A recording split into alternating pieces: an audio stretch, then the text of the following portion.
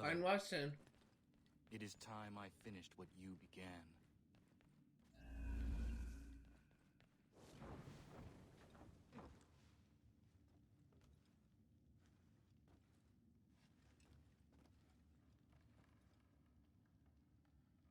Wait a minute. Oh, I see. I didn't see that marker there.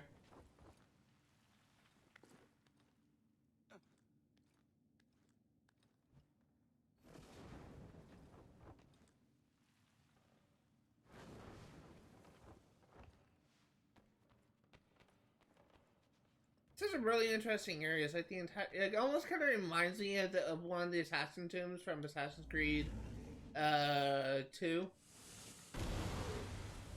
Also, I guess to some extent, the tombs layers of Romulus from Brotherhood.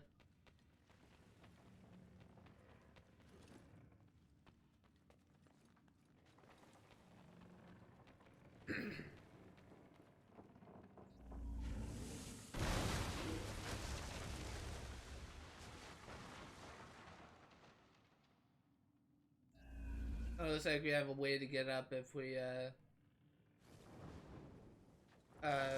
fall. Or not.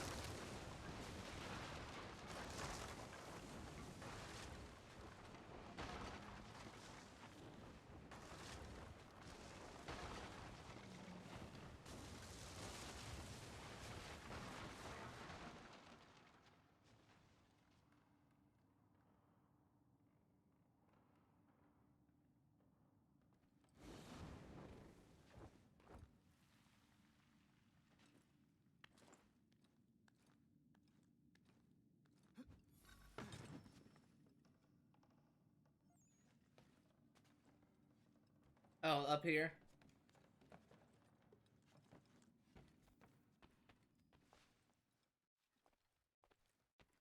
This is a really interesting section. I actually really I like this a lot.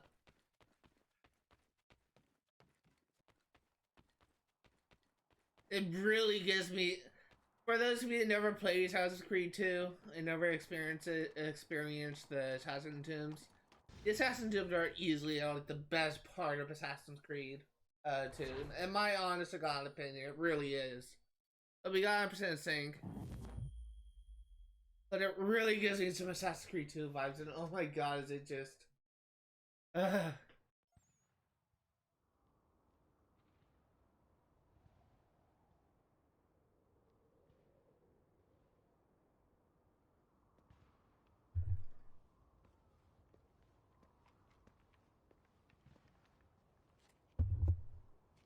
is you at last. Commander Washington, if you give up the apple, I will let you live. Give up the apple? It controls you. Is that what you believe? I believe I control it. Although I never considered the possibility that it could control someone. Perhaps it can. You have been corrupted by the apple's power. Corrupted? Well, that raises an interesting question. Do you wish me to give up the apple in order to save my soul? Or do you wish the apple for yourself so you can control the nation? The true rulers are the people. Let's not deceive ourselves. It's an absurd thought, but let's suppose that I were beholden to this apple. How would you behave differently? I would use it for the good of everyone. Well, the possession of the apple is both a burden and a blessing. Tell me, when you shake the earth, do you feel that you are a slave to the people? Or do you wish to be their master? The people want you brought down. But you didn't answer the question. I am the only king here! Oh my god!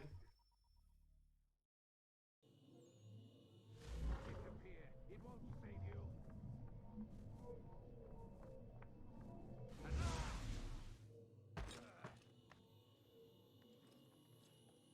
Here is the heat of my anger. I thought I'd see you again. Fading from sight only angers me.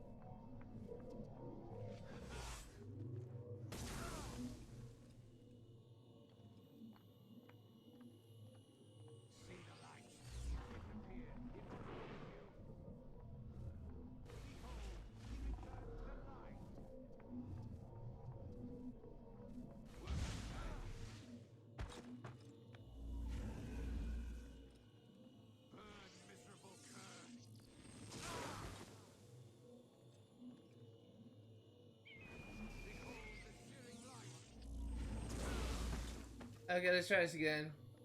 I think I can only use... Wolf Poke in this section. It's just there's all these lights around that it kind of makes it...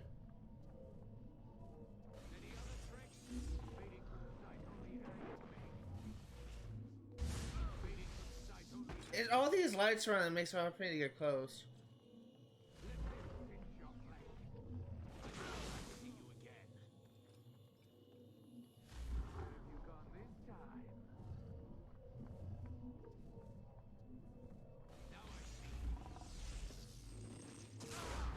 Yeah, why didn't the Wolf Cloak activate?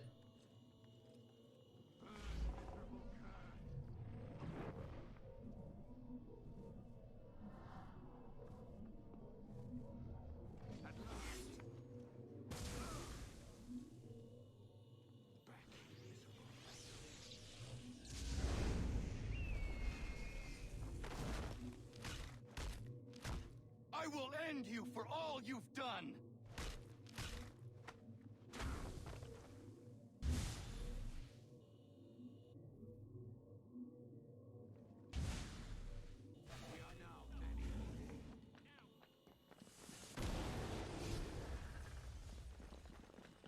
Okay, destroy the shattered glass.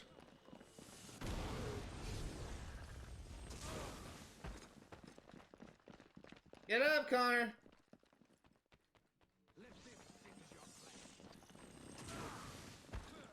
Get up, Connor!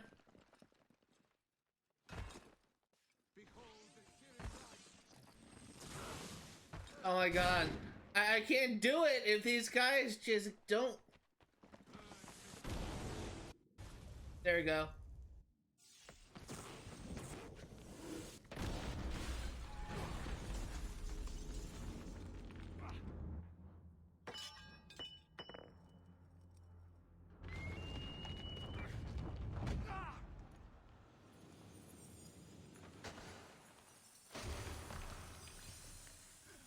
Oh my god, my stream keeps buffering, really makes me worried. Hey, achievement! First in the hearts!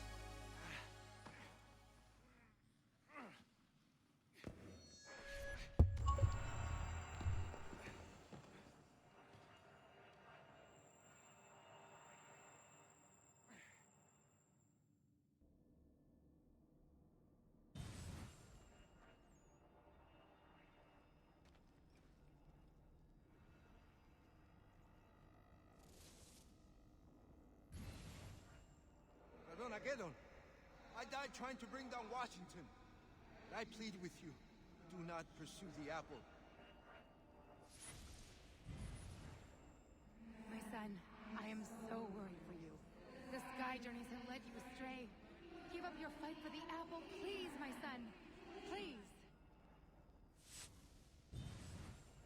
This is so interesting. Hey, it's Connor! Now's your chance. Take the apple. Take it. Take it.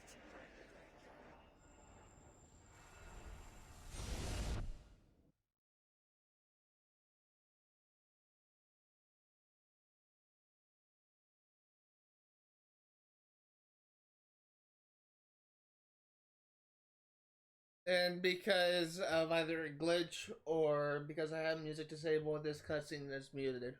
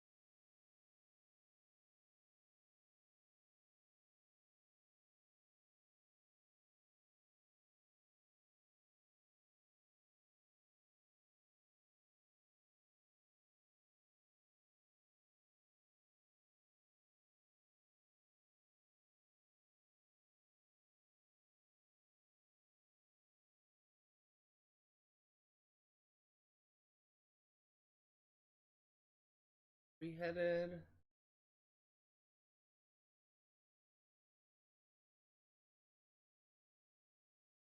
Mysterious man.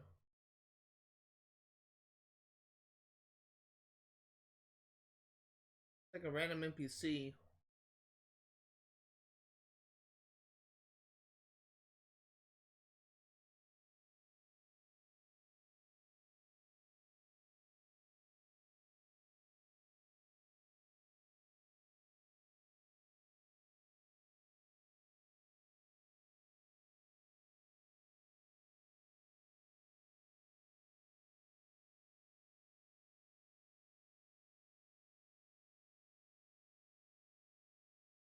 I really wish I could hear his voice because I'm sure that he's probably a character that I'm familiar with, but because his cutscene is glitched, I don't actually know who this person is.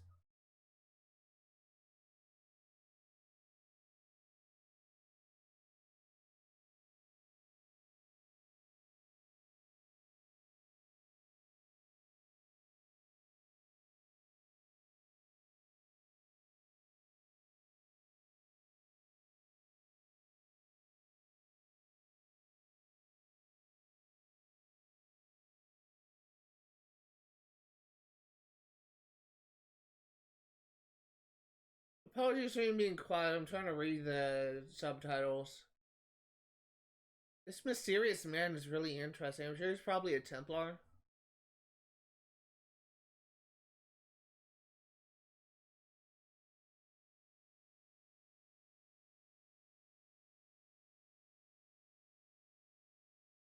And he just disappeared.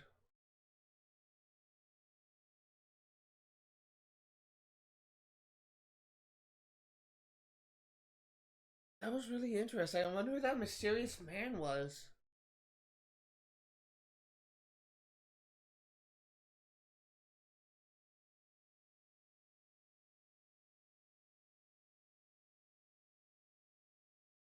Okay, we hit the credits.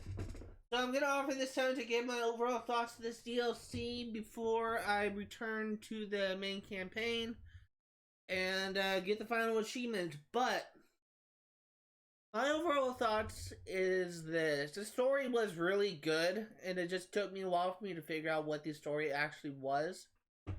I was in my first couple, maybe like hours of this playthrough in episode 1. I stated this is either a dream sequence or this took place in an alternate timeline, and I think I was right on both accounts. But I was really surprised just how close I actually was, because it's essentially like a dream sequence created by the Apple of Eden, which is just really interesting.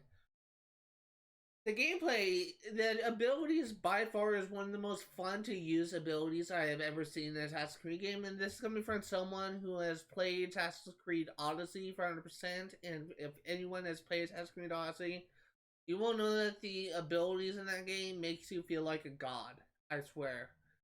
But how this DLC handled the abilities is it's not to make you, well, it kind of makes you overpowered, but it's not like broken. There are limitations to them. If you used Wolf Cloak for for too long, your health will deplete and you will die. If you use Bear Bite for too long, your health will deplete and you will die. If you use Eagle Flight for too long, your health will deplete and you will die. There are risks to the benefits. And there's one thing I always kind of liked about this DLC is the fact that the abilities were so fun to use, but they had a cost. The only thing that really didn't really seem to matter to me was the Wolf Pack. I didn't really use it that much ability. I really used it when felt like I was in trouble. But even then, you can't spam Wolf Pack. It has a cooldown. In regards to my main complaint with this DLC is the notoriety system. I stated in episode 2 that I can't believe I actually said this, but I only saw this when I was editing my streams yesterday to upload to YouTube. But in episode 2, I said something like, I'm glad that there's no notoriety system in this DLC. And I didn't realize how bad that this decision would actually be until it's episode 3. But I feel like this DLC would really benefit from a notarized system to have a way to make it so that guards do not attack you, do not notice you, unless you get in conflict with them. Because there are times when I was just traveling around, the guards would seemingly notice me and are alerted to me, and they see me through buildings. This is a problem that exists in Assassin's Creed Valhalla, one of the most recent Assassin's Creed games. And it's an ability that is just very frustrating when you are trying to be stealthy. And for that reason, this is honestly the biggest and only fault I found with this DLC. But besides that, I honestly think that this DLC was actually very good. It is not the worst DLC I've ever played. In my opinion, the worst DLC will probably be the DLC from Assassin's Creed Revelations. I have actually covered Assassin's Creed Revelations. I played that game to 100% completion, and I have done the DLC. The Clay Cosmeric DLC was interesting in that it gave more lore into the Clay Cosmeric, but it did it through the Desmond memory building blocks things, where you need to use blocks to build a path. And that is honestly one of my least favorite mechanics of Assassin's Creed Revelations. And there's really not that much about Revelations that I hate. And the only other thing that I can think of at the moment is the tower defense in Revelations. That's another mechanic I don't like. But this DLC is honestly one of the more interesting ones I've played recently. The only DLCs I have played is the DLC for Brotherhood, which is the Disappearance of Leonardo da Vinci, the DLC for Assassin's Creed Revelations, which is the Subject 17 DLC, Subject 16 DLC, and this DLC. I've not played any of the DLC for Black Flag. I've not played the DLC for Unity. I've not played the DLC for Syndicate. And I've not played any of the DLC for Assassin's Creed Origins. The only other DLC that I have played is the 2 DLCs for Assassin's Creed Odyssey, all 3 episodes of each DLC, and the 1.5 of the other another DLC of Assassin's Creed Valhalla. I played Wrath of the Druids for 100% completion, and I have played halfway through the DLC of the Siege of Paris. I'm not touched Dawn of Ragnarok at this time. But of those DLCs, honestly, this DLC honestly ranks high on the list of the DLCs that I played. Maybe in all of the DLCs that I played that I can think of. And for that reason, this DLC just kind of elevated Assassin's Creed 3 in my eyes, because I always just viewed Assassin's Creed 3 as one of my favorite Assassin's Creed games, and I've never played the DLC, and now I'm glad I have. In the meantime, I don't know if there is any post-credit scene, and I don't know how long these credits are. But I'm actually not going to let it play out. Well, first off, let me go ahead and check. Assassin's Creed 3 DLC, is there a post-credit scene?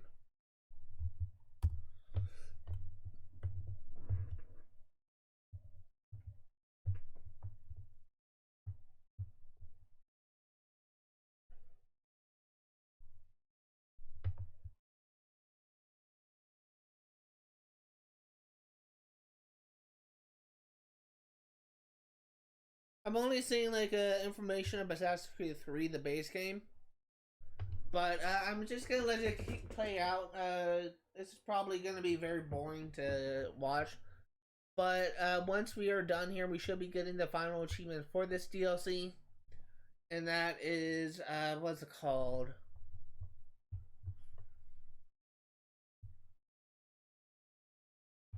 Hold on, I think it's called Aftershock? No. It's called something. It's for 100% in New York. Oh no! There's actually no achievement for 100% in New York.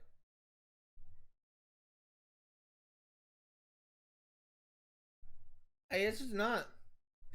Alright, so it looks like there's no achievement for 100% in New York, which is kind of weird because there's an achievement for 100%ing the first two episodes, but it doesn't look like there's an achievement for 100%ing New York.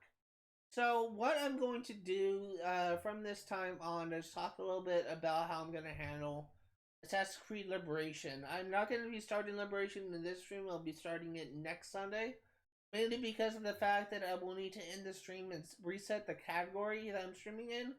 And I will also need to take the time to edit the my schedule. I would like to do that after I end the stream. So, how I'm going to handle this DLC.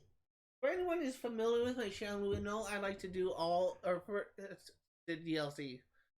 For how I'm going to handle Assassin's Creed Liberation. For anyone who's familiar with my channel, you will know that I like to do all of the side activities before I tackle the main missions. So the first chance I get, once I get access to the overworld and free roam, I will be going around and doing everything that I can possibly do before I move on to the main mission. As soon as I get some new stuff unlocked, as soon as I get some new abilities unlocked, I will be making some more progress. There are some achievements like getting a Predator for getting 10 kills with a rope dart. There's an achievement for killing someone with the poison dart. As soon as I get those abilities, as soon as I get those equipment, I will be finding out that achievement right there.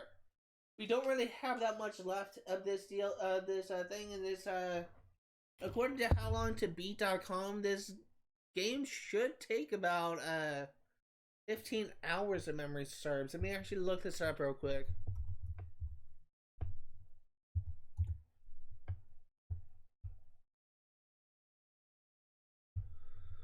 Assassin's Creed Liberation.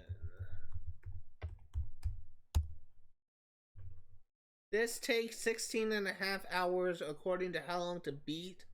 Since I streamed for 3 hours, 369.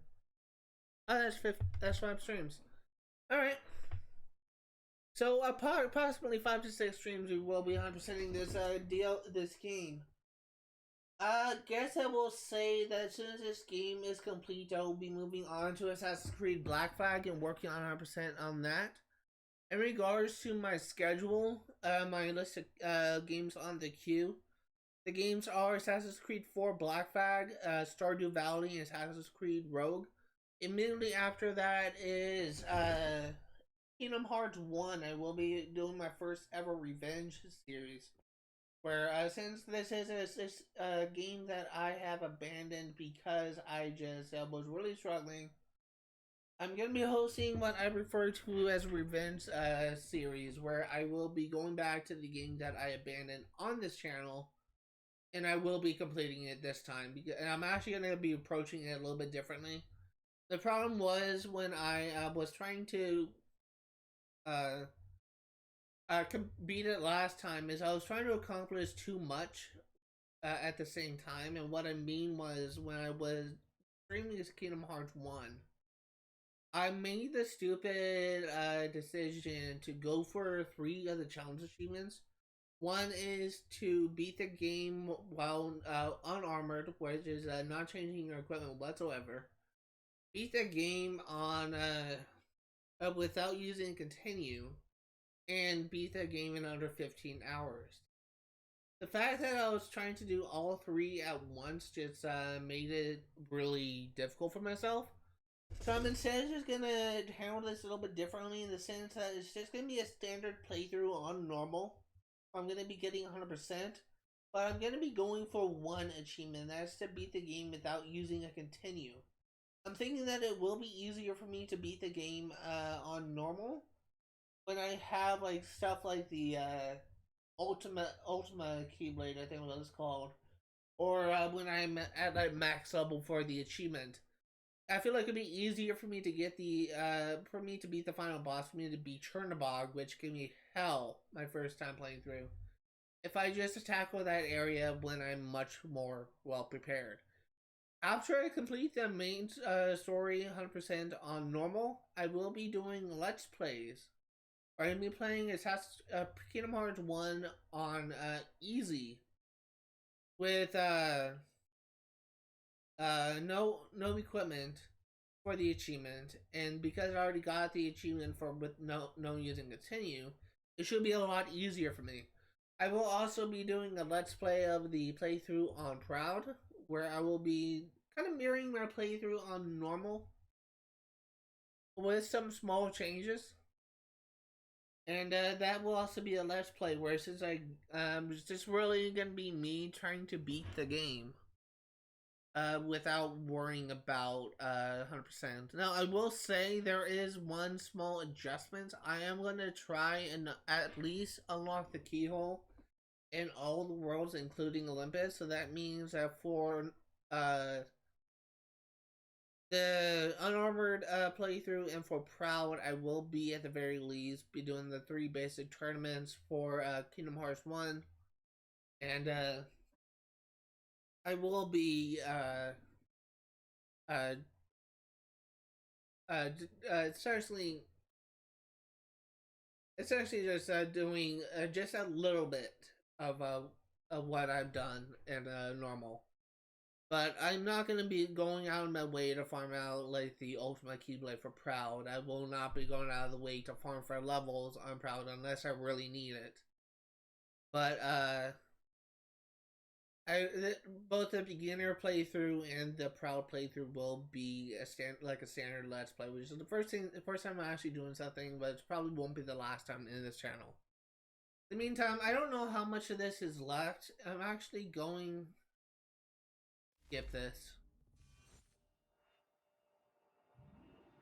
That's actually all I want to talk about. Hey, there is an achievement. If I can make it there. There's an achievement for that.